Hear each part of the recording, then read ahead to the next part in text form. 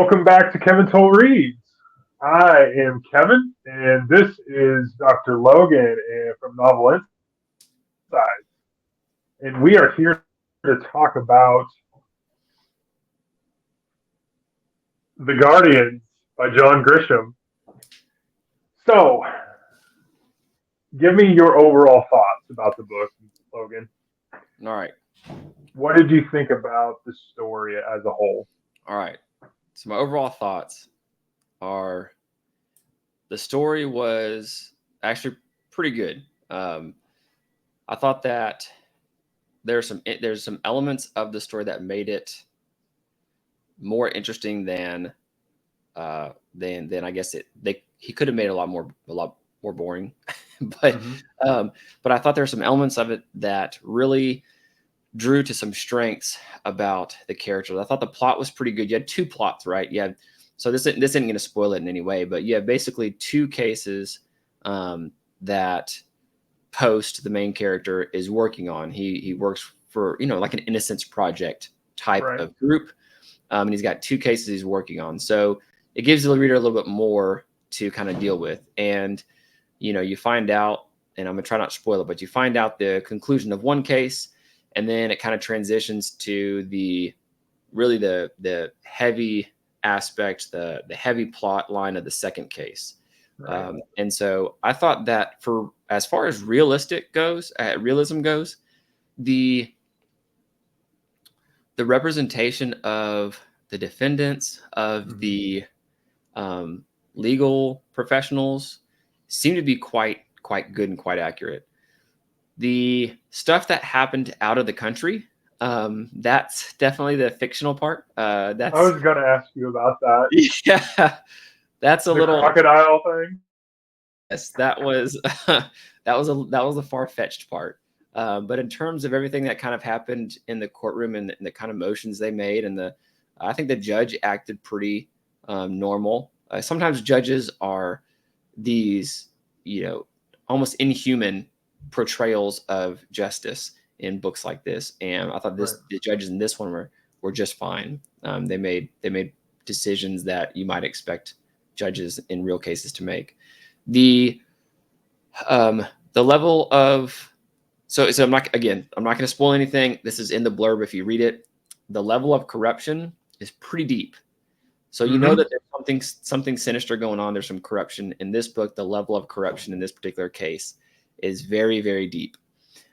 So one thing that you would probably realize if you kind of follow some of the Innocence Project cases, it's usually a piece of evidence that is relied upon that's unreliable. And that's what's used to overturn the case. Rarely is it super corruption that is why a case is an innocent person's in jail. It's usually the reliance on unreliable evidence. So it could be eyewitness testimony.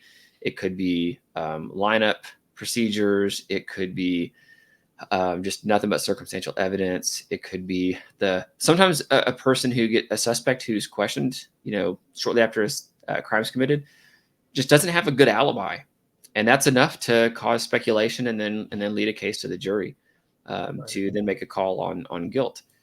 So this one is much more farther beyond the typical Innocence Project or wrongful conviction type of case, but it's a fiction book, so you kind of have to buy into that, and it's allowable. I think it passes for me to make a story out of it. But yes, no. Overall, I thought the book was a good read. It was definitely one that I kept reading when I was reading it, and never really wanted to stop. So yeah, those are my overall thoughts. Nice. What about you? So this was a reread for me. I've read it before, but I think I told you I read so much between reading it the last time that I only knew bits and pieces, and so I really enjoyed the story. I enjoyed it for a different reason than what you enjoyed it. You enjoyed it for the overarching kind of theme around what it was about, and wrongfully incarcerated people and their stories, and then definitely the emotions involved. I liked the fact of the story because it reminded me so much of The Street Lawyer, which is another John Grisham book where a guy who has a really, really good job with a law firm, and then something happens, and he starts, basically living poorly and representing people down on their luck, the homeless. I felt like that this story was kind of like that in a way because Post at the beginning of the story is this public defender. He gets put on this terrible case where they are definitely guilty, and he can't even defend it and walks out and he's like, I'm done with this, and then joins up later down the road with the Guardian Ministries, and so I felt like that kind of storyline was what really drawed me into the story. Obviously, like you said, you have multiple cases. You have the Duke Russell case, the Quincy Miller case. Those all have their own elements that are really good reads in the sense, like you said, like there's always something, whether it's a corrupt judge or it's bad evidence, or in one of the cases, I think it was Quincy's case where the young lawyer was so ambitious that he just didn't get the witnesses or the jurors to even like him because he was so over the top. Yeah. And so I really enjoyed that kind of aspects of it. But yeah, and one I think one of your questions was in terms of like other Grisham books that I've read. Which one does this remind me the most of? And I think that the Street Lawyer is definitely the one that kind of it seems like it to me because obviously the main protagonist is Post. Yeah. But yeah, I was going to ask you besides Post, did you have any other favorite characters? Um, I think I don't know that I rarely have favorite characters in a book. However, I do end up liking certain characters. So I really liked Frankie. Yeah, yeah, And one reason I liked Frankie is because he represents something that's really true to the story of criminal justice, right, and that people who have been a part of the criminal justice system want to help other people. Whether, right, like in Frankie's case, he was wrongfully convicted, and so he's helping with getting people who he thinks are also wrongfully convicted out of jail and free. And it's really that's really common. You have people who struggle with drug use and have served a lot of time for drug addiction. They get out and they want to help people who are battling with drug addictions. You right. have people who have spent a lot of time in prison get out and want to help people avoid decisions that would land them in prison.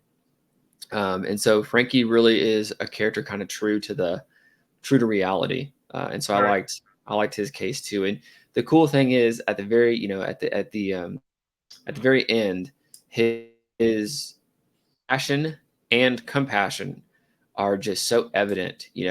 It's when you read kind of his lines and the how he's written at the very end, you can't help but just smile Yeah. because he has because he has the personal experience to draw from and that kind of thing. Right. And then also, yeah, so I like Frankie, and then also I liked the initial the defense lawyer, the I forget his name, some with a T, but the one where he was just he spilled everything. He was like, yeah, this is what happened. Tyler. Yeah, Tyler. Yeah, Tyler. yeah, Yeah. Tyler. Yeah. And you could tell he was like you said, young, ambitious, maybe even inexperienced on a case like this, and he was put through the ringer, and he really wanted to help this case because of if he could right any kind of wrong he did, he was one of those not a really great character, but you ended up kind of liking, or at least I did. I ended up kind of liking what he finally stood for when he had the chance to stand for his principles. He did, even though he made some wrong decisions beforehand.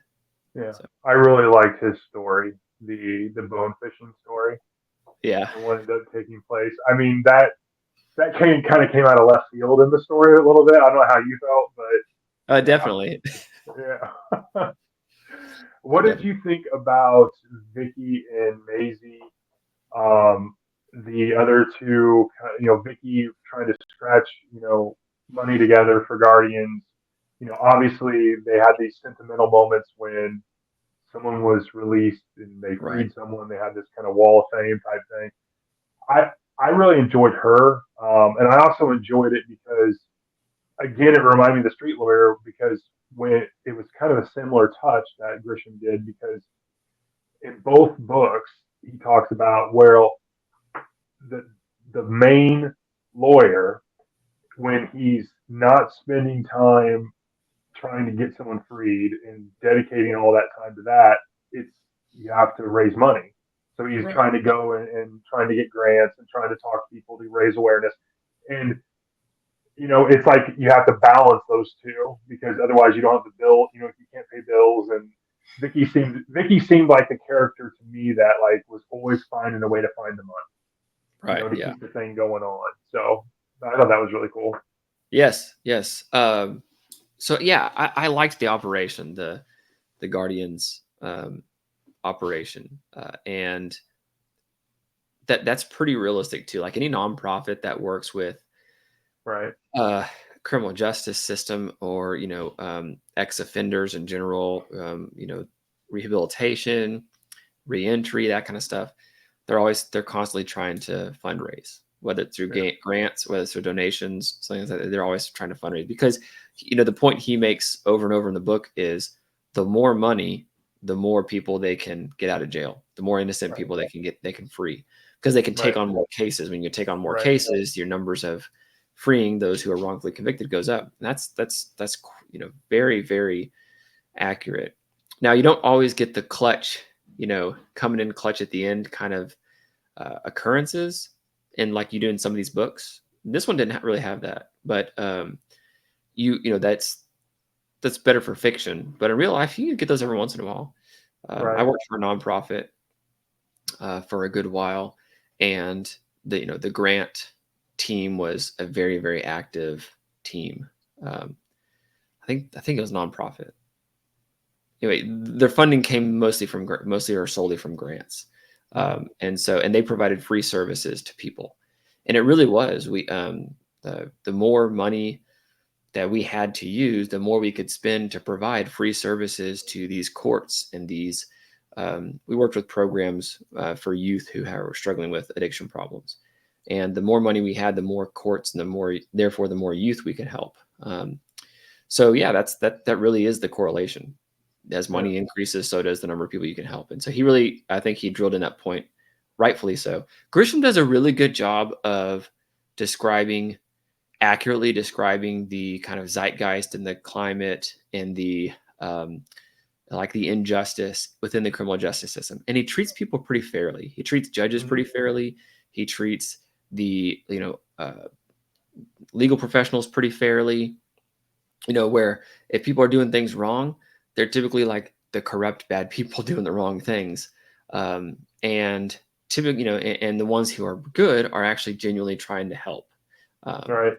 so I think he does a pretty good job accurately portraying the systems he's describing in his books. And so yeah, I thought that the Guardian team, Vicky and Maisie were very good. I knew people just like them, know people just like them, and so again, Grisham's got a lot of experience. He does a lot to find out more about these realities. He didn't just sit and Google. He does a lot more than that, so you can tell it comes Right.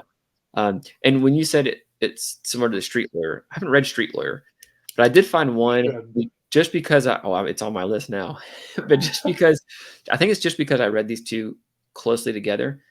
But Rogue Lawyer, even though he takes on cases that Post would never take on, Yeah. both of them have partners who kind of work outside the system to help the main Right. character.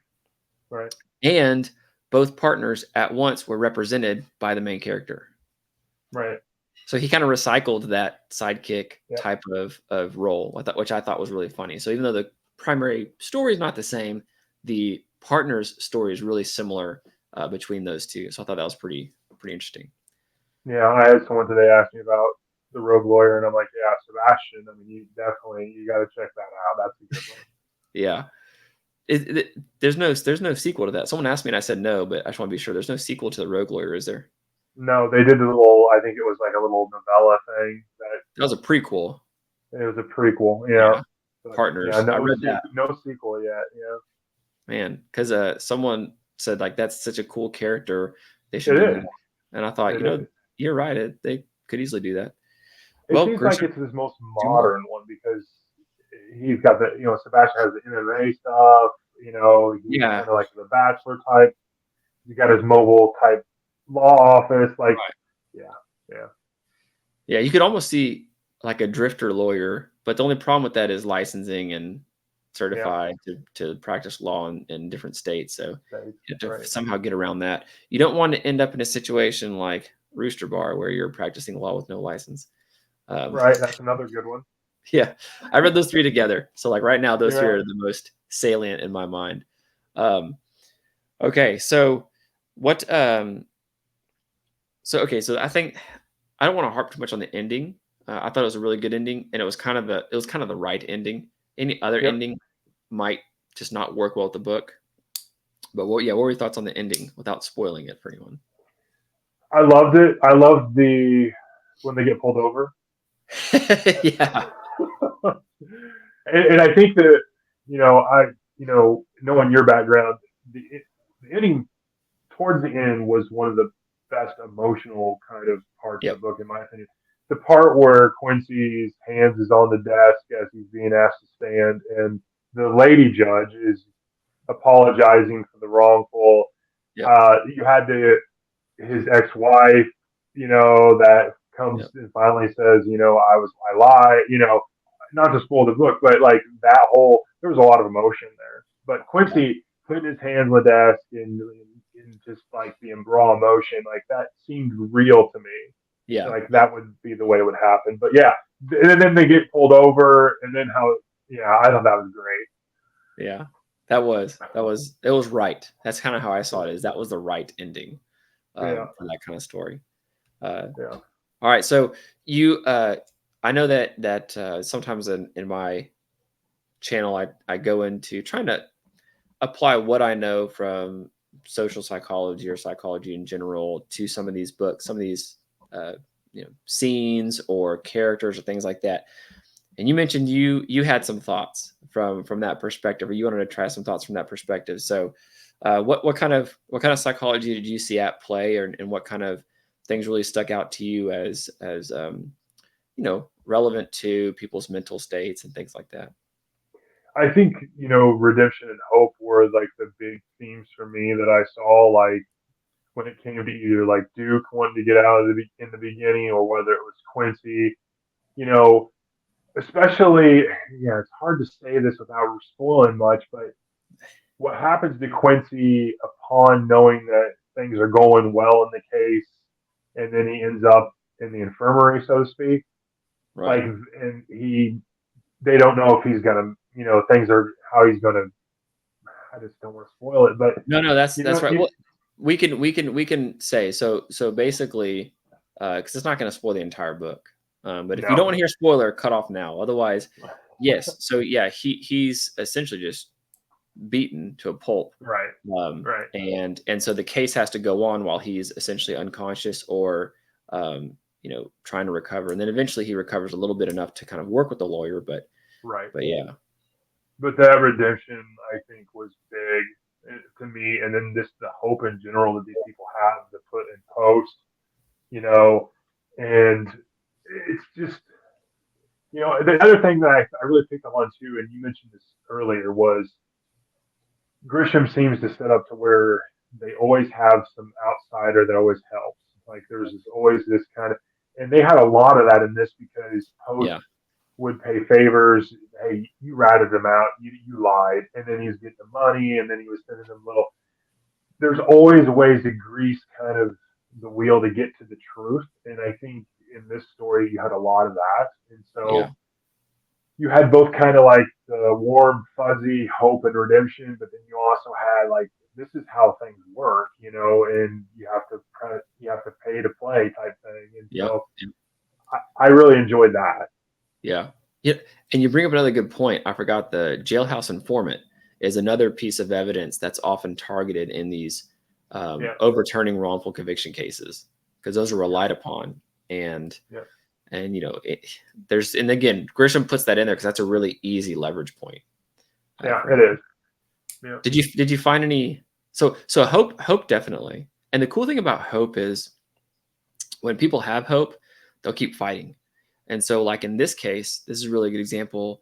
When an inmate would have, who's been wrongfully convicted, would have a little bit of hope, they have all of a sudden, in this book, this is what Quincy has, all of a sudden a ton more energy, a ton more, excitement and desire to help Post in any way possible to get things going. And I think Post is similar. If there's hope that the case is going to work out, because he mentions sometimes these cases don't work out. We don't get the person freed, or sometimes we find out the person's not innocent. More evidence comes up, whatever it may be. But when you have that little bit of hope, you fight a lot harder. And you can see that in health, the healthcare system. People with hope will often last longer in treatment, can respond better to treatment, can essentially outlive kind of the prognosis of a terminal illness or terminal disease. Whereas without hope, you see a difference much lower than those kind of who have hope. Or so hope's kind of like you mentioned, you recognize it in this story. That's quite powerful. It's not just a word that we use to feel good. It actually has some good evidence to give us reason to think that hope actually gives life to a degree, or at least quality of life. So super cool. And redemption for sure. What parts were funny to you? Oh wow. Were there any funny parts? No, there's definitely some funny parts. I liked two particular parts. The first, like at the beginning of the book, you have Duke. He's like, it's the 0 hour where he's gonna get. And he gets a stay, and he's like, "Hurry up! You're only got a few more minutes when I can tell him he's gonna call, and hurry and eat the steak. His last meal." And even when he gets back, Vicky and Maisie are like, "Did he finish the steak?" Yeah, oh, that was pretty funny. The other one was third last meal, wasn't it? Yes. The other one was Quincy at the end. They're like, I think it was Frankie asked him, I think it was like, "What do you want?" He's like, "I want a cheeseburger, a beer, and a woman." Yeah. You're so honest. Yeah. When you've been, I thought also a really funny part was the family who owned the house that the aunt or the grandmother died in, and they like refused to go in it. But then it became about money. Yeah. Their stories were hilarious. They were, and there's real fear like that on like vexes and hauntings and what was it, spells and things like that. There's some real fear in that, and so but still did make for a pretty good humorous scene. For sure. Yeah. For sure. Grisham doesn't do. I'm going to say this with a caveat, of course, but Grisham doesn't typically do humor really well, in my opinion. Except I know he has essentially the Christmas with the Cranks book, which is a strictly a humorous book. And I haven't read it. I think I have it, but I haven't read it. So I'm not going to say he can't do great humor, but his humor usually isn't like, that's really funny. This one had some pretty good parts that made me laugh a lot. And I haven't read as much Grisham as you have. So I have more to do, but in comparison to some others, but so in your reread, was it better second time around? Sure, it was. It was.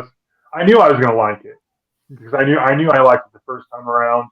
I knew I was going to like it because I remember kind of at a high level, like a 50,000 foot view of what it was about, and it kind of made me feel good, and it had so much vibe that reminded me of Street Lawyer, which is one of my favorite Grisham books. So, yeah, I enjoyed it a lot.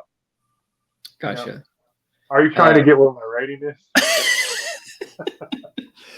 I'm getting there. I'm looking at my notes, making sure I cover everything that I meant to cover. So I can't do these that well without notes. but yeah, I think I hit. There's some typos in my notes. Did you But find anything? There was one part that I don't know if you picked up on this, so I'm just going to ask you and put you on the spot. But there was one part of it that I'm pretty sure, I'm 99.9% sure he mentioned that there was X amount of cases, but we didn't read about the same amount of cases that he said he mentioned were active with Post and Guardian. I didn't know if you caught that because I didn't catch that.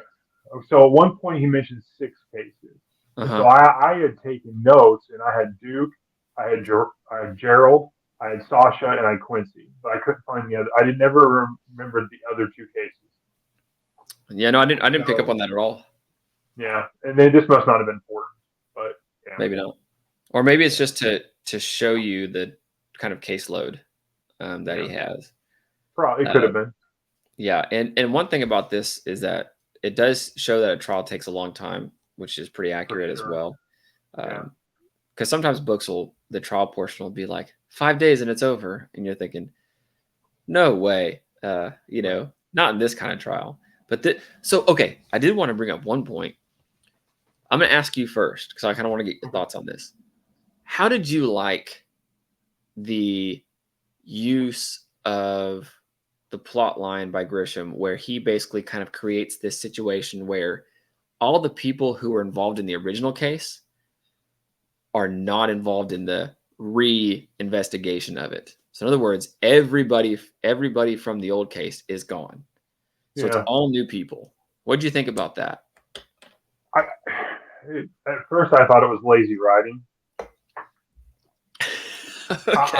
I'm hard, but it made sense when you bring in kind of like the black bag bone fishing stuff and like wait, some of them might not be there because it became a real big deal, and there was cartel and stuff involved, and it became a bigger kind of it was a much bigger scheme, but. Yeah, I mean, it seems like it's to me. It seems a little lazy, but yeah. Yeah, I thought it gave Grisham a really good plot line to write because it's kind of its own barrier. You don't have people familiar with the case, and so you have a lot of. I think it's pretty reasonable to think that a new sheriff or a new police chief, or I forget exactly who it was, is basically saying, I don't want to spend resources on this. You don't have enough to convince me. I'm not going to reopen this thing. I got too much to do right now. I'm brand new in the role. I gotta work on what's in front of me. That's so realistic to me. Right. It's and I think you made a comment earlier, or I read it somewhere, but about testing or getting people freed. It takes a good, you have to be pretty convincing to say, hey, I think we all got it wrong. Or in this case, Post saying, hey, I think you all got it wrong. Right. And to try to convince people who had nothing to do with it that your county and your court, though it wasn't you, it was other people, got it wrong and we want to reinvestigate it. That allowed Grisham to write a bunch of different stuff in. And also, like you said, you might, see it as lazy writing because he didn't have to confront a lot of stuff too. Because he didn't have to confront kind of the active covering up of past behaviors. He could basically kind of see it as it was already laid out and buttoned up and in the past. But then, of course, you do find out that, well, maybe there are some people pretty active still. Right.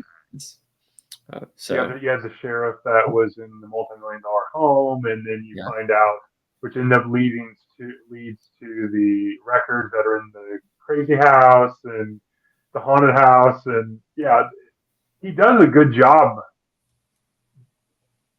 basically finishing that without, like you said, bringing everyone back into the fold. And right. But yeah.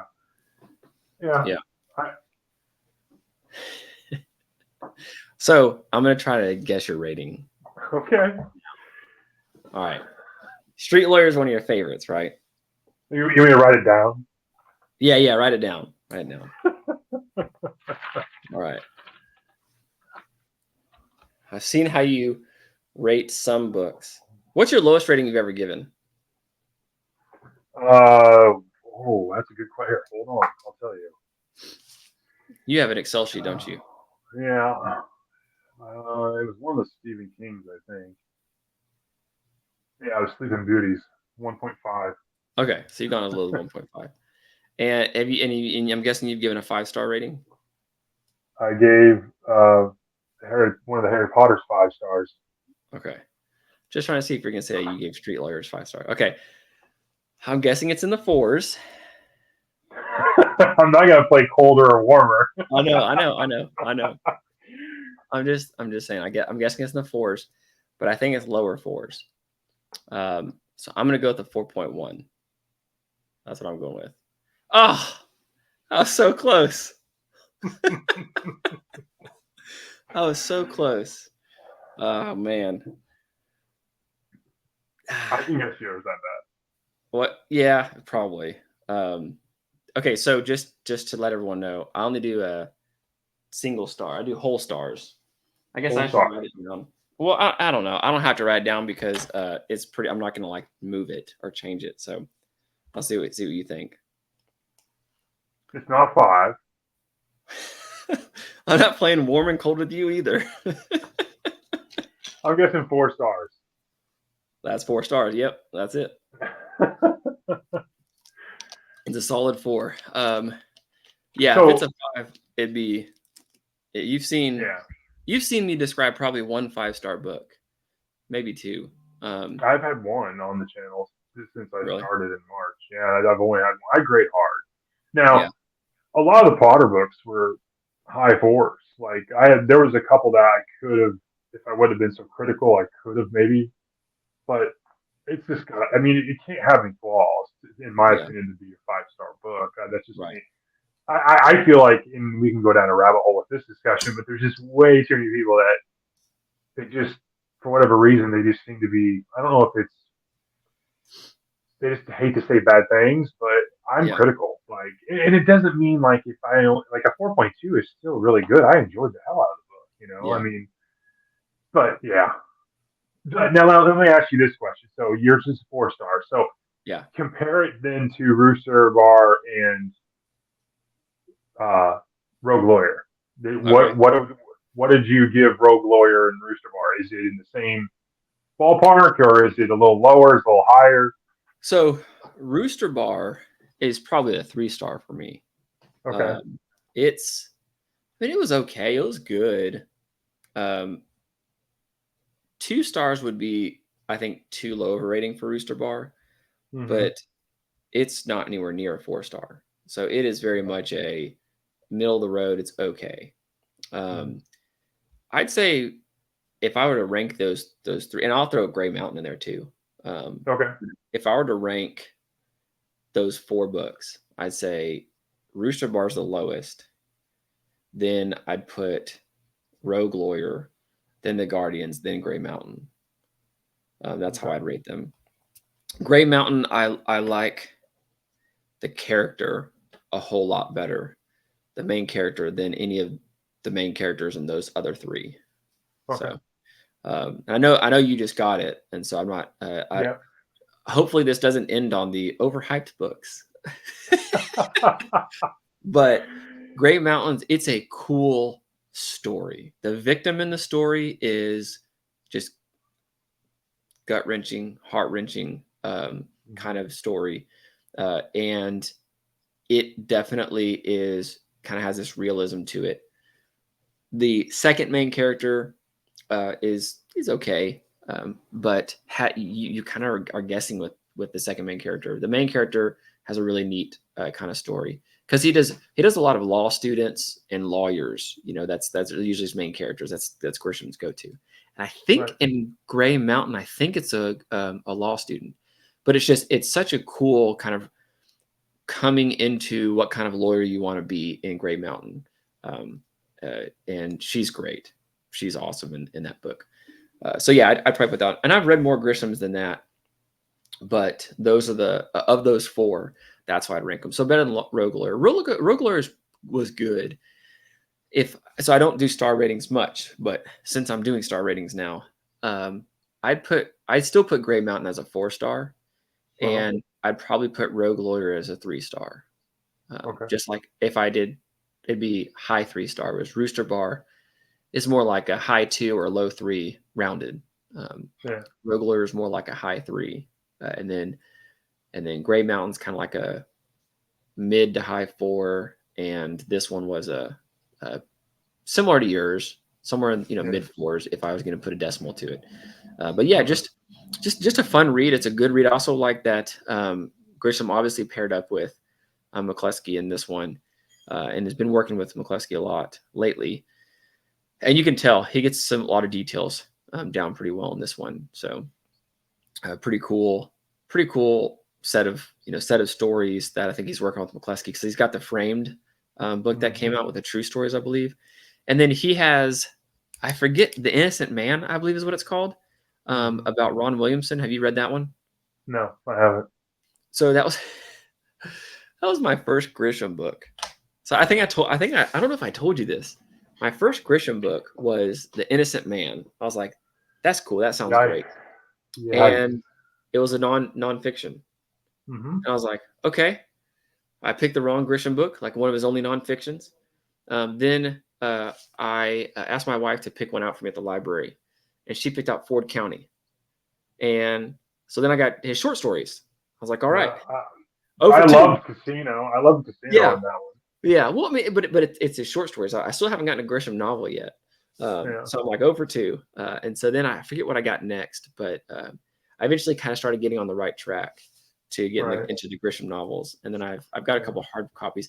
I saw a bunch of the Grisham novel movies before I read, I haven't read all the books, or any of the books really.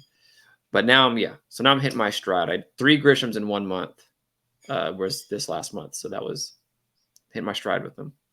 But my first was Rainmaker. Where do you rank the other Grisham books? This one.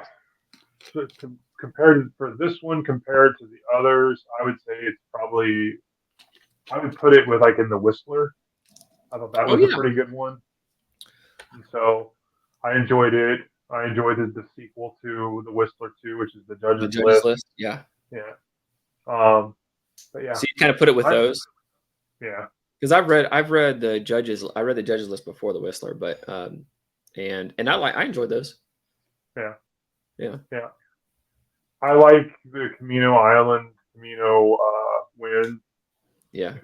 I read the first 2 out of the 3. The newest ones, just came out a couple months ago, but I haven't read it yet. But yeah, most people, they go into Grisham and the first one they read is The Time to Kill, because that's a more literature based, even though it's a legal thriller, it's more literature kind of in a way. It kind of reminds me of kind of like a Stephen King Green Mile kind of story. But for me, I started with Rainmaker because I saw the movie. I'm like, oh, this seems like really cool, and I want to read the book. Yeah. And I really enjoyed the Rainmaker, and then then I read, I think it was Runaway Jury, and then I started reading just a bunch. I mean, I've read probably 23 of them. So my mom says that she reads Grishams and all that kind of stuff. In fact, she's the one that's got me onto these kinds of books. But she said that her favorite's A Time to Kill. Yeah, most people is. And then I have usually next. Yeah, yeah. And then there's the sequel to The Firm that's come out recently. It's terrible. Yeah, I know. I know you said that. It was terrible. I was so excited for it because The Firm's a great book. It is. It is really good. If you like the caper, whodunit, espionage, you're being controlled type thing, and it's definitely up your alley. And it's a good book. He writes it very well. It's a little bloated and apart, but it's good. The sequel, there was just like, it was like to me, it was a cash grab because there was like no point to this. Like, we're going to go 10 years down the road. They've been living overseas now and they've got the money. And what's the story? Like, people are really going to be going back after them. Your insurance is paid out. You know? Like, it was bad. It was bad. I listened to it on Audible when I was doing my walks, and I couldn't wait to be done with it. Well, you didn't DNF it, so I that's didn't says DNF something. it, but yeah, Uh, yeah, I think I'm still going to give it a chance once I read the firm, just because I bought it, and now I have to yeah, justify the purchase. So, sure, but I haven't read the blockbusters, so because I got into Grisham oddly through mm-hmm. his non novels, well, fiction novels. I haven't gotten to the like the Pelican Brief, Mm-hmm. Time to Kill, It, the Runaway Jury. Pelican I Brief's have those. okay. I have Yeah, those, and I enjoyed some of the movies. I actually thought the Firm movie was really weird. I really didn't like that movie, but I yeah, still me wanted too. to read those books, and I got a bunch of them on in the free shopping cart Sure, because they're the ones that are probably really a lot of people bought them, and then a lot of people trade them in, and so right. the bookstore has extra copies, and so they just put them out there. But I do have some other books I have all three Caminos I haven't read yet, um, and then I have I did read the Judges List. Didn't know it was a sequel. That's the thing I do. I read books without really researching or looking up to see if they're sequels or not. Yeah, And so I did read that one first, which I think it was okay because it does reference the Whistler case, but it's not like you had to know that to make sense of the Judges List. Um, and maybe more will come. Maybe it'll make more sense whenever I read the Whistler. Uh, good. but I still felt like I could enjoy the book because there's sometimes that you just can't enjoy it at all. You're like, I have no idea what's going on, and it keeps referencing the same thing over and over and over. But in this one, it seemed like there was something I was missing, but it was okay to be missing it, and I could still enjoy the story. So, There's a character missing for sure. I oh, don't know from how the to first one, spoil it. Yeah, yeah, but I yeah. and I think I recall that, or is it unknown? Like it doesn't mention it, Uh, in the first book, it's a major plot right? point, and so, but I can't recall in the second book if it's just they've already went ahead and processed it. You know, they're past that. You know, person no longer being there type thing, and they're Yeah. just moving ahead. Um, I'll Well, have to recall yeah, and I know she at the beginning mentions that that I think it might have been the person that she the partner. discovered in the corruption of the scheme or whatever from the first one. But I couldn't remember exactly who it was and what. It's been a long time now since I did that one. Yeah. Have But you? Do I you have the have? list, and Go ahead. I do want to read it. Yeah. Do you have the Racketeer? That one's pretty good too. I mean, I like it. The Racketeer is pretty good. The Is that a Confession is really in the good too. series? No, It's just another no, Grisham. it's another Grisham. The Confession's really good too. Last Testament or the Testament and the Broker are both really good too. Yeah, I've heard good things about the Testament. What are Yeah, your top three Grisham novels? Street Lawyer is one of them. Street Lawyer, Firm, and probably. Ooh, I like the Brethren. The Brethren's an interesting one too. Yeah. It it's kind of an interesting premise, but I think Brethren, Street Lawyer, Brethren, and probably Firm. And then if I had a fourth one, it'd probably be Runaway Jury. Okay. I just got Runaway Jury. Um, It's good. It's a good one. it's It's a good thriller. it's yeah, it's packed up, but I have it. And then I'll look out for the other ones. I have a if I see a Grisham one, I'll get it. But I have about 10 or 15 Grisham novels, um, and so I'm gonna keep growing my. I think his so okay. This I was actually talking to my my mom about some of the books that we're reading. So I have her reading a Catherine Coulter book. Um, Hmm. and anyways, I was mentioning Grisham has books that are like, this is really good. And then he has books that are not so great, some Hmm. okay books. Yeah. Um, whereas I've read, I don't know, maybe 5 to 10 James Patterson novels now, and they're all just okay. Like I did, they're all just decent. His range is very much this. They kind of fluctuate in here, but that's about it. Whereas Grisham's a little bit more like this. He has some really good ones. He has some ones that kind of fall a little flat. And he has some ones that are just kind of decent as well. Of the ones I've read, I've probably read like 10 Grisham Books total. And then Baldacci's really similar, I think. Actually, Baldacci, so far, his have all been like 3 to 5 for me. Really? Some 3s, but yeah, I mean I don't think there Which was ones a have I don't think there was a you read? Camel Club I didn't like. All the Camel Clubs were Yeah. 4s and 5s for me.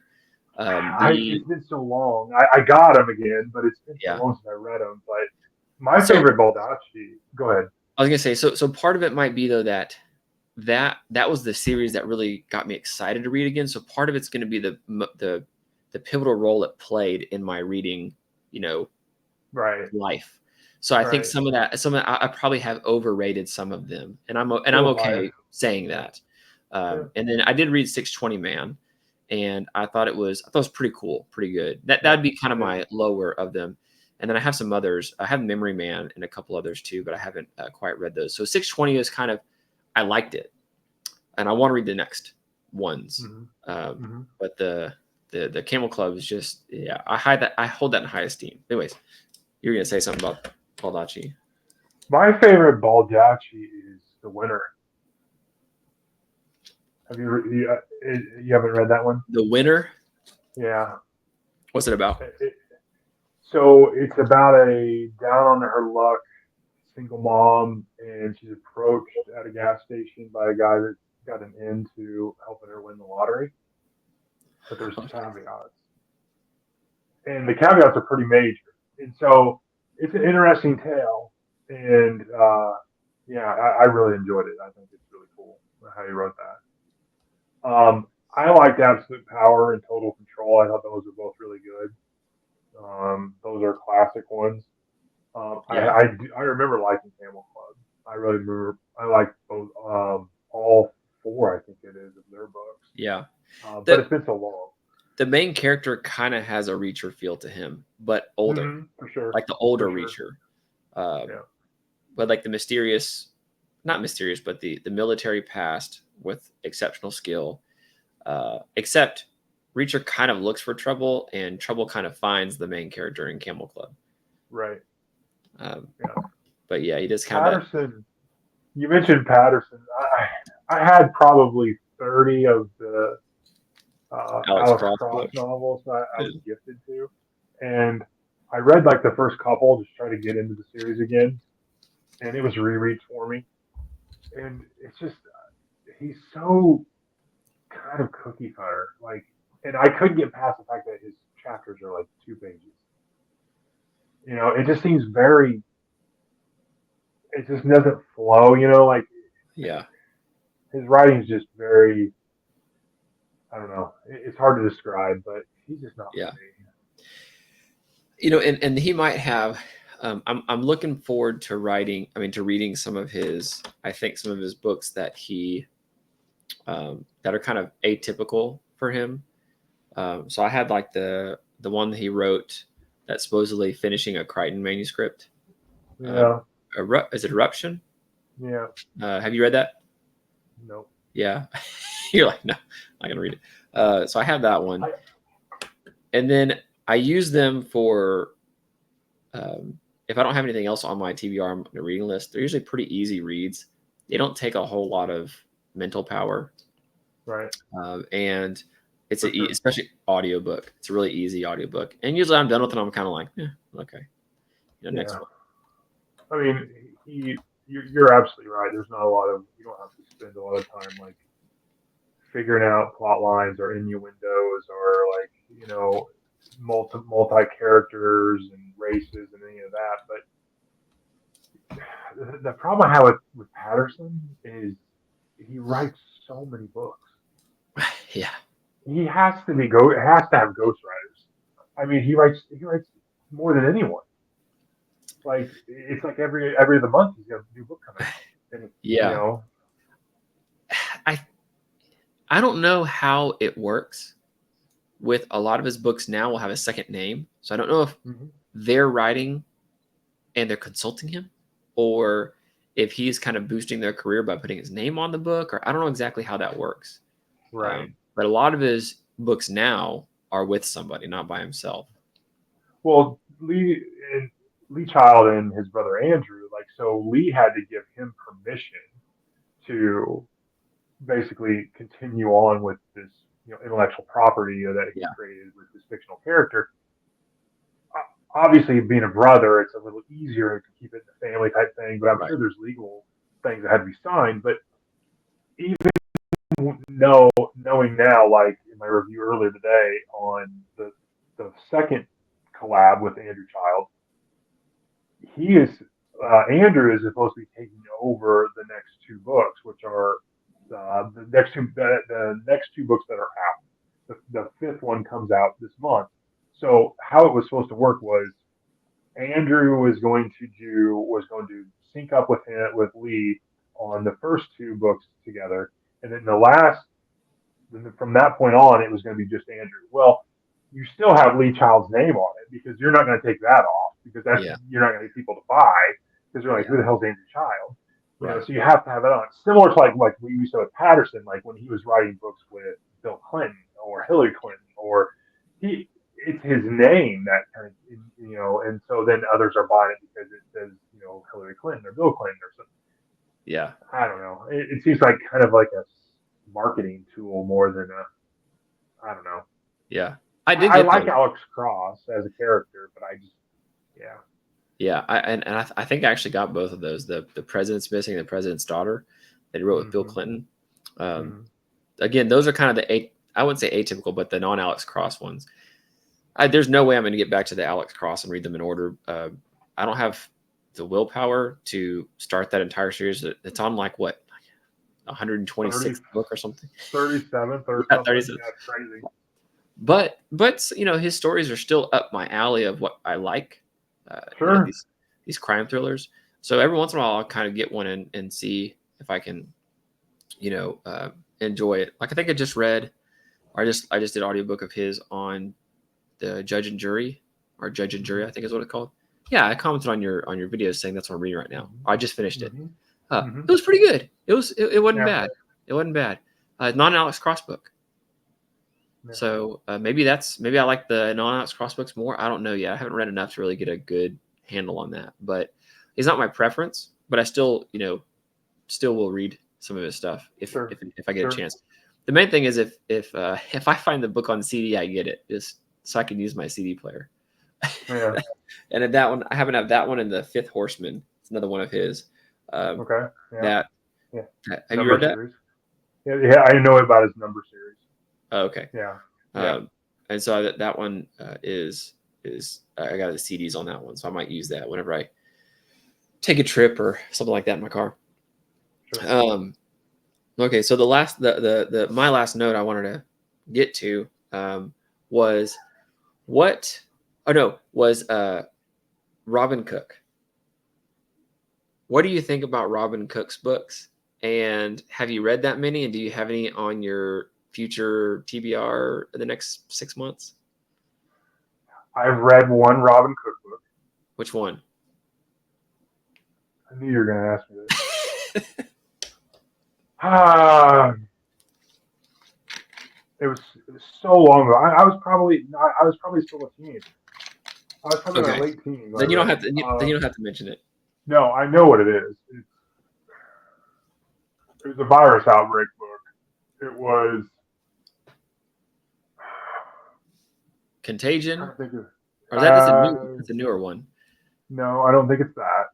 And it wasn't pandemic. It was older, so it's been 25 years or more ago. But it's the only one I've read. Is it called Outbreak? It might be. Okay. I just got that one. When was it published? 87. Yeah, it probably was that one then, because I would have been reading it. Yeah, it's Ebola virus outbreak. Yeah, that was probably the one. Okay. And it had like I think one of the mass market paperback had like a picture of like a virus on the front of it. If I remember correctly. But that's the only one I've read. Okay. Would I read more? Oh man, I see a lot of his books in places in these bookstores. I do. I see him all the time. Possibly. I don't want to say no. Never say never. But is he one I'm actively, pursuing? No. You're asking because I'm assuming you're a fan. Oh, you're perceptive. Um, I'm asking because I've read a dozen or so Robin Cook books. Yeah, you're never gonna hear me right now say that I've read like 20 books of somebody. I have not been reading, and as an adult, long enough to bag 20 books. But Robin Cook, maybe 10, Mm-hmm. maybe a little more. And I was really excited because I really liked his books. And I went online and like on Goodreads and Amazon and stuff like that, and I saw Oh that they were boy. rated less favorably than I thought they were going to be. Uh-huh. And then I go on BookTube and I look up people reviewing Robin Cook's books, and he's still coming out with some. And very few people did, and the ones that didn't like them. Yeah. And so I'm like, what is going on? And yes, so I'm asking because I feel like there's an author that I really like that nobody really likes. so, but if he's written this many books and they're traditionally published, somebody likes him out there, just not the people that I'm finding as much. But yeah, that's why I do ask this, because it seems like people don't generally, aren't really big fans of his thriller books. And I'd probably say in one of my videos, I said he was my favorite author. Yeah. So that's why I bring it up. That is a subject that will be on a future Let Me Know video for me when you touched on the fact that you go onto Goodreads or go onto some internet site or social media and someone's, they're just lambasting someone that you like or you don't see they're just getting any type of attention, even though they're still being published and still being sold. Yeah. So yeah, I just Goodreads is so like I'll go on there just to see like if I say I finish a book and I'm putting my notes together for doing a book review and I'm struggling like I'm kind of hem hawing about where the rating is. I'll go into Goodreads and see okay am I off my rocker? Yeah. Because I always felt like I grade hard.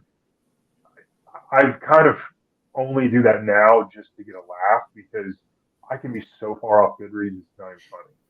Yeah. I mean I'm not even close most of the time because I don't know what people are reading honestly. Yeah. Yeah. Or if they're reading it, Right.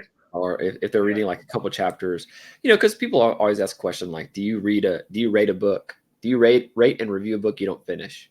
No. And right. I know. I think that's a pretty good and common answer. But some people are like, yeah, if I put time in to read it, I'm going to rate whatever I read. And it's, some of the authors are like, Right. if you don't read the whole book, don't rate it because you don't have the full picture, And Right. so that's an interesting struggle and discussion. I'm not going to rate anything that I've DNF'd, but yeah, I don't know that I don't, again, don't do too many star rate on Goodreads. I'll star rate because I have to, but as far as most of the Robin Cook books go, I'm always off. I'm like, this is great. This is 5 stars or 4 stars. It's like average 2.9. I'm like, what? what happened? Yeah. Yeah. I created a Goodreads account when I first was going to do, YouTube and stuff. I thought, hey, other people have them, you Yeah, know, in their profiles and stuff. And I'm like, I better get one. And plus, I thought, well, maybe I'll use it to kind of keep track of things. that's what I do. Yep. I do not have the time to mess with that, and I just don't find any value in it, really. Yeah. I I do it to keep track of how many books I've read, and which ones I've read. That's the main thing. Mm. I'll rate and review. Well, I'll rate every book, and I'll review as many as I can. But I for sure will review any indie self-pub book I do. I want to Mm-hmm. help promote those, and I actually have That to catch makes up sense. on those. You have to catch up Yeah. on those, but and I'll do that on Amazon. So wherever I purchase it from, any indie or self-pub book that I read, I'll go to the place of purchase and review it and rate it, and then I'll also do it on Goodreads just to try to Yeah. maximize exposure because they don't have marketing teams. Yeah. Um, but not every book gets a review, but every book does get a rating. So I don't know if it helps me keep track. I don't know if I have to rate it or not. I don't have to rate it to put it on there and say I've read it, but I typically do give a rating because it's easy to click a star. Um, And I know some Sure. people don't like if you rate without reviewing it, but I don't have time to review as much as I have time to rate. But the main thing is just to keep track of how many books I've read so that I can um, do like a annual wrap up or like a mid-year wrap up, stuff like that. If I don't do that on Goodreads, I'm like, there's no way I remember them. I'm not going to go back. Yeah. Well, I have to now, but I don't want to go back and just watch all my videos. I just to find out what I did. And it looks like you have some kind of Excel or something that keeps track of it. Yeah. Yep. Goodreads is that for me so that I can Yeah. also timeline it because it does Yeah. a lot for you. I use Excel exclusively for it. Yeah. I mean, I have my whole entire inventory. I have my whole yearly list of where I have ratings and the dates that I read the book, and so I can keep track of everything when it comes to weekly wraps and monthly wraps and all that jazz. And I have all Yeah. my outlines, all my notes. I have So everything in Excel. every book up on your shelves is in your Excel sheet. So when Yep. you get a book call, you go in there. Yep. Yeah. Yeah. Even if I go to thrift books and buy something, like even before it gets here, I'll go in and catalog it because it's coming. But yeah. I Yeah. like your style. I actually thought about that because right now all my books are in boxes. And I actually thought when I unbox them, I should just start a list on Excel and catalog all the books I have so that I can Yeah. keep track of them.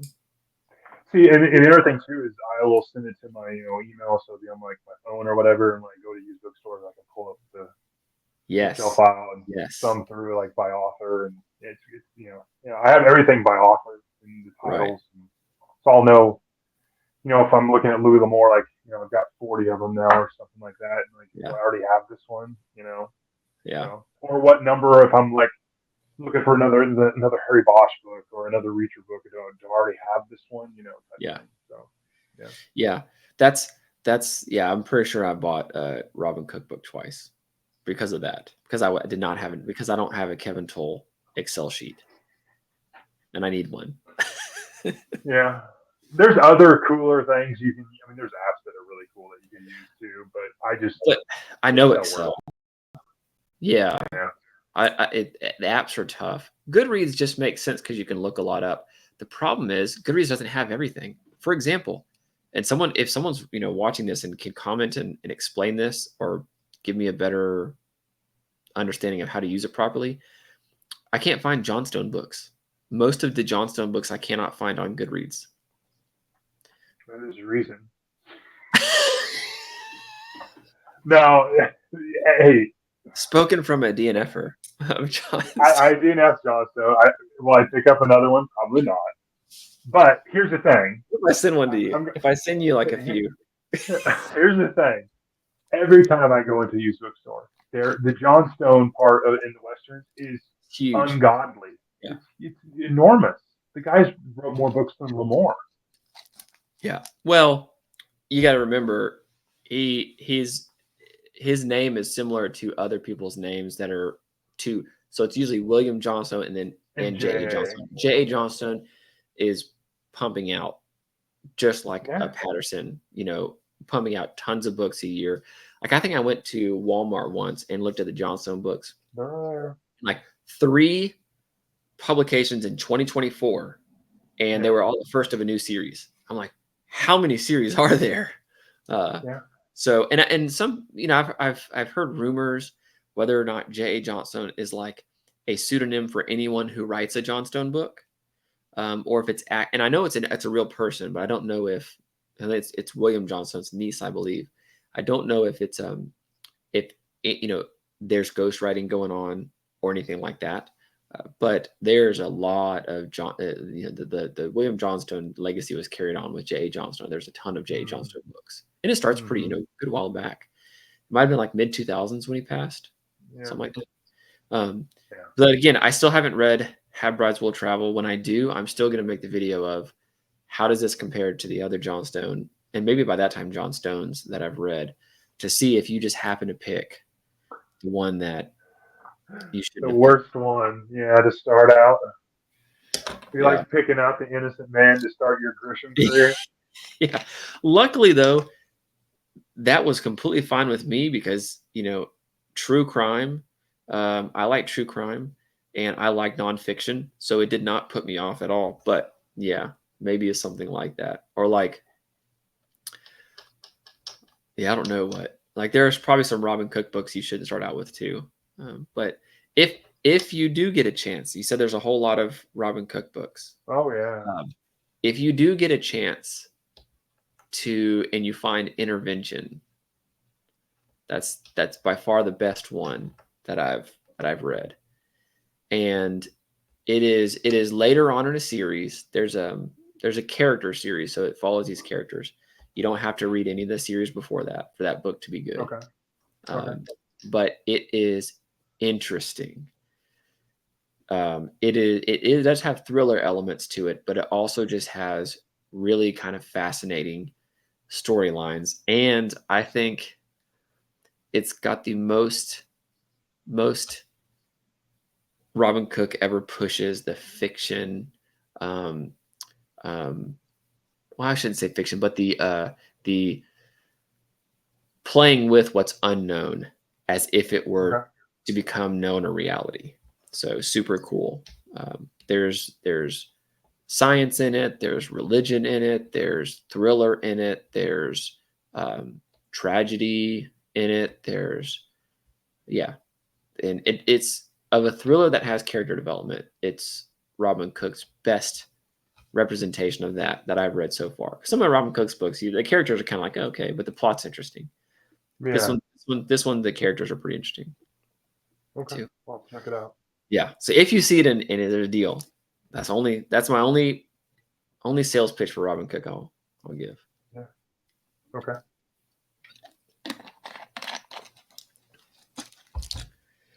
All right. Is that it? Are we done rambling?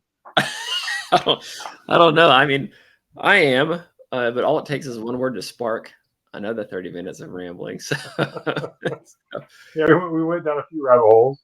yeah, that's true. But, it's one of those things where when you finally get a chance to chat with someone who's got a similar interest in books, who, you have been commenting and kind of chatting asynchronously throughout, and you finally get a chance to kind of sit down and just have a good fun conversation. The rabbit holes come. They just come. Yeah, they do. So we're gonna have to do this again. Yeah. You're picking the next one. Say that again? You're picking the next one. Okay. I was gonna say, did you pick this one? Yeah. Okay. All right. And it was a reread. Yeah. That's right. Yes, I need to. That's right. I definitely have to pick one that you haven't read. Okay, so let me just ask you some questions. Have you read the Orphan X series? I read the first two books. The first I had the first 6 in hardback, and I gave them away. Believe it or not.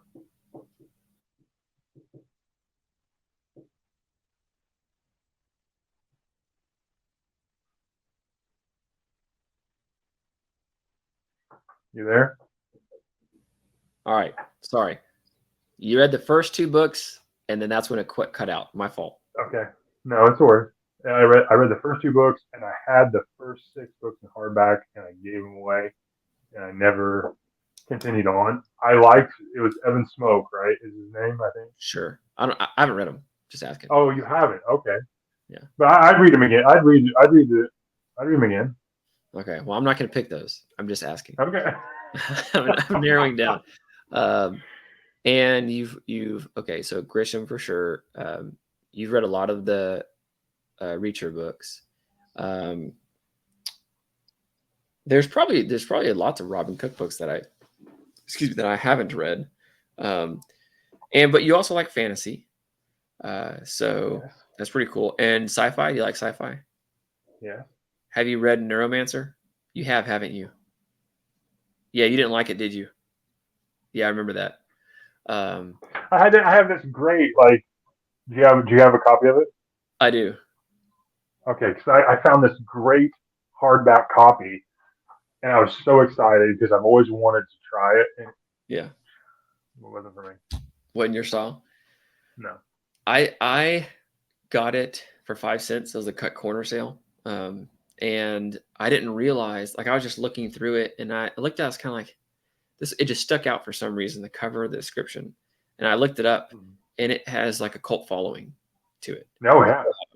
And it's considered like the beginning of cyberpunk or Yeah. something like that. And so I was like, cool, I found it for 5 cents, but I have not read it. It got packed immediately. But do you read sci-fi books? Yeah. Yeah, For sure. all right. What about, would you be up for doing an indie book or a self-pub book? Sure. All right. When's the last time you read an indie or self-pub book? Oh man. Oh, years ago. Okay. Years ago. Okay, let me ask you this. There's both versions, so I'm gonna try to get your opinion on this. This is good. People will see this conversation and be like, "This is an insight into how these decisions are made sometimes." So I have one in mind that's by another booktuber, and then I have one that can be by just an indie author that I can come across on Twitter. Okay. Would you feel comfortable? Because not everyone does, but would you feel comfortable reviewing another booktuber's book? Sure. Cool. All right. Would they want me to? Huh? I don't know. I mean, did I don't know, the author of Neuromancer? Did they want you to review their book? No, I'm sure he's passed. I mean, I don't know. Maybe he has, but I'm sure he's passed. Yeah, but I mean, think of that. Great. Are you gonna tell my grade hard? I mean, maybe they won't want me to. That's where I was going. Oh yeah, no. No, but I'm fine with it. Yeah, well, I'll see what kind of books, and I might give you like 3 options and see which one sounds the best to you. Something I know you haven't read, because sometimes that helps a little bit, because I don't want to pick something that you're completely uninterested in. At least we knew that I was interested in John Grisham, so don't want to pick something like that you're completely uninterested in. But I was going to ask you, what are hard case crime books? What is hard case crime mean? So, hard case crime is kind of its own kind of publishing.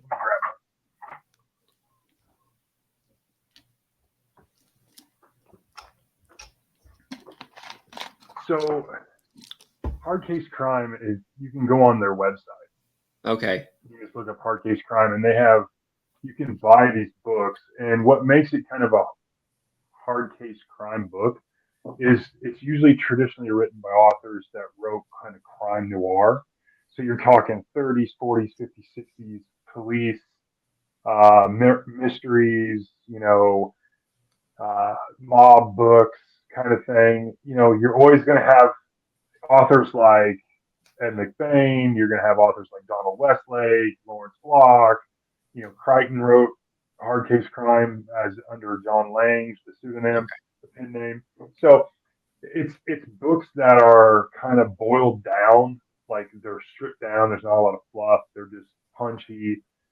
There's a lot of spice in them, some so to speak. I mean, I've had a couple that have made me like, oh, this is over the top. Yeah. But usually it's a hot dame and it's a detective. But yeah, that's what they're about. Like a 007 trope kind of a book. Kinda, yeah. Like the Corey books that I'm reading, like he's kind of like a hitman, and then you have some that are, they're police procedural, or there's a private investigator type thing. Yeah. But yeah, that's what it's about. Okay. I didn't. They're more kind of pulp, Okay. I actually never heard of them. Kind of think like True Detective, kind of almost. Okay. But yeah, you have Mickey Spillane, you have Max Allen Collins, Lawrence Block, those Donald Westlake, Rob Stark is another author. They all kind of write that hard case crime noir. Yeah. It's just kind of, they're usually really concise, highly written, shorter books. Definitely, some of them are time stamped, because they take place in the 50s, 60s, 40s, So, but that's what that is. Yeah, Okay. You keep I talking enjoy about. them. Yeah, no, I mean, I know you read them quite often, and you talk about Yeah, them on your channel. And I'm thinking, I don't know what that is, because I'm thinking, okay, perhaps they are like all a series and different authors chipped in, which I thought that's kind of cool if that were true. Um, right. or then I thought, are they more true crime? But then I thought, no, they wouldn't. I've seen the covers. That doesn't look true crime. And then I had no idea where they landed, but that makes sense. Time Yeah, period plus the type of like you said, the detective, private eye type books. yeah. Uh, They're definitely series, but they're not all collaborate on like one yeah, series, like one master series. But yeah. no, yeah. I always thought that would be a cool idea. If you can get like 3 or 4 pretty big names to contribute a Oh book to yeah. a series so that like they read the previous books before them and then they add Hmm. to it as another book. Like I thought that would be so cool. But Hmm. I don't know why people, it seems like a good idea from a reader's perspective. Probably a writer's like, no, no, because who gets the money and how much of it and who owns the character. And, that's probably the real conversation. But Yeah, that'd be I mean, pretty. there's probably is way more collabs out there. I mean, you have Neil Gaiman and you have the Good Omens book, which was by Neil Gaiman and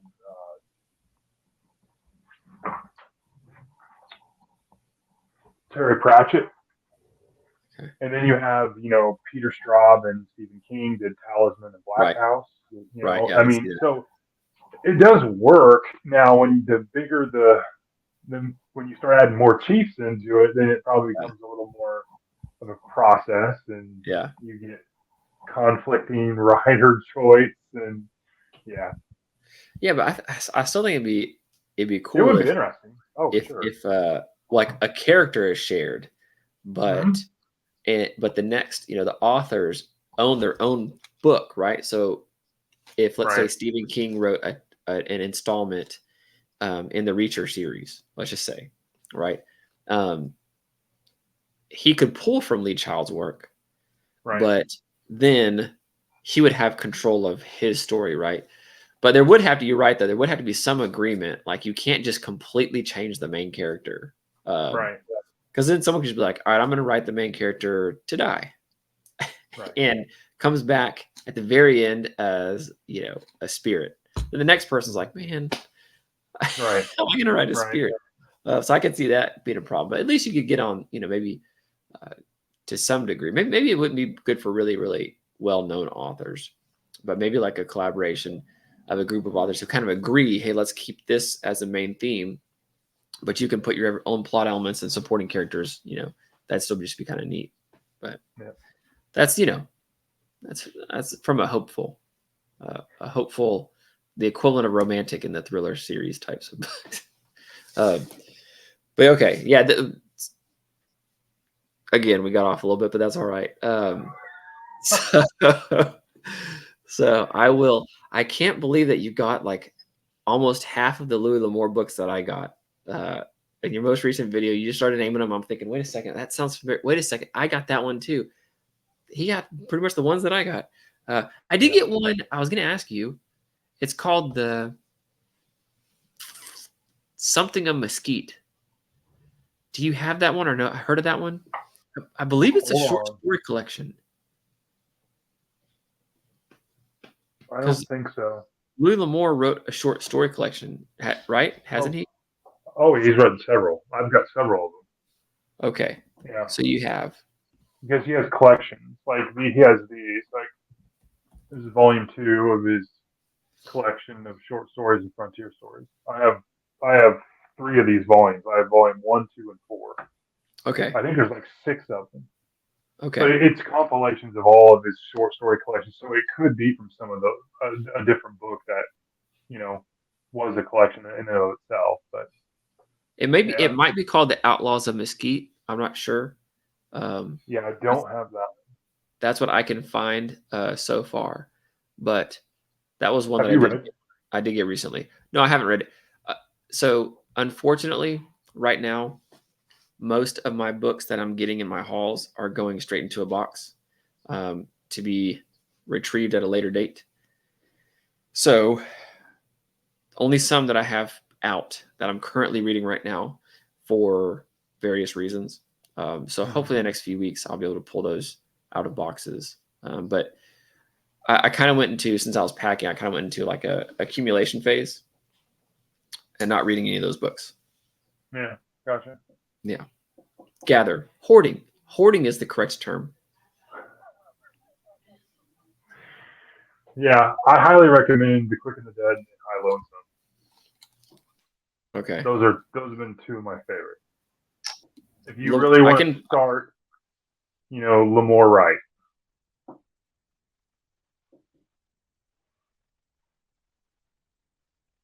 There you go. Back, I think. Yeah. I'll see if I have that one. I don't think I do, but Louis L'Amour books will every once in a while come up for free, or they'll come up in the 5 cent cut corner book sale. Because they're typically a lot of stock, and a lot of people who trade in will have those books. I even found like the Sackett's and some others in the little libraries in my neighborhood, multiple Louis L'Amour books put in, right? And I go switch them out. And try to give back. If I take from a little library, I always try to fill it back up with some books that I have. But yeah, I can find Louis L'Amour books. In fact, I'd say Louis L'Amour is the second, other than Johnstone, is the second most common Western name that I come across in terms. Also, Ralph Compton is another name. Yep. Okay, yep. You've read some of those books? No, I haven't, but I've seen his books everywhere. Yeah. I see that one a lot. I have a couple of his, and then I have a couple of just random ones that the covers looked cool, and they were 5 cents, so I grabbed them. Yep. But all right, well, that's a wrap. You have me on, and I will talk for hours. I want to stay in your good graces so that we can do this again. Since you invited me on, I do want to be respectful. Otherwise, I'll just talk all night. No, it's fine. But yeah, you pick the next one. Okay, I will. Give me choices, and we'll do another one. If one doesn't stand out, I'll give you choices. But if there's one I'm like, this is perfect, then I'll send it your way. But otherwise, let's do it. Yeah. I'll read anything as long as it's not romance. I'll read. Yeah. Or not Johnstone. Or not. Yeah.